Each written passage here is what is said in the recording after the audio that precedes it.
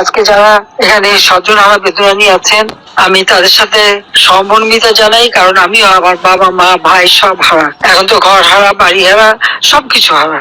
আমার দেশের মাটিতেও না, এটাই কষ্ট। আমি তো জোর করে করে দেশে ফিরেছি, আবার দেশে আসবো। এটা তো তারিখ যেই বলেছিল যে লাশ ফেলো সরকার পড়ে যাবে। তো এই আন্দোলনের যত হত্যাকাণ্ড, সে হত্যাকাণ্ড তো ওরা নিজেরাই করিয়েছে সব। এটা তো সেই বিশ্ব বাটপার ইউনূস এবং এই তারেক জামাত এরা মিলেই করাচ্ছে। হয়তো আধা ঘন্টার জন্য বেঁচে গেছিলাম, তো বেঁচে গেছি বলেই আজকে খোঁজ নিতে পারছি, খবর নিতে পারছি।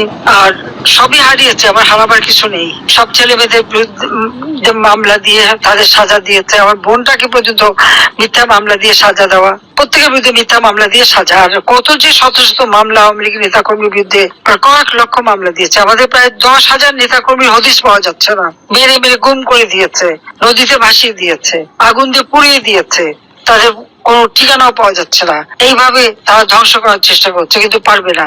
আওয়ামী লীগ আছে, আওয়ামী লীগ থাকবে, আওয়ামী লীগ আবার ফিরে আসবে, আওয়ামী লীগ ক্ষমতায় যাবে এবং সব এই অন্যায় অবিচারের বিচার আমরা করবো ইনশাল্লাহ। আর যারা এই ধরনের অন্যায় অবিচার করছে সবার নাম ঠিকানা সবকিছু লিখে দিচ্ছি ইনশাল্লাহ, সব কাটারে কাঠগড়ায় দাঁড়াবে।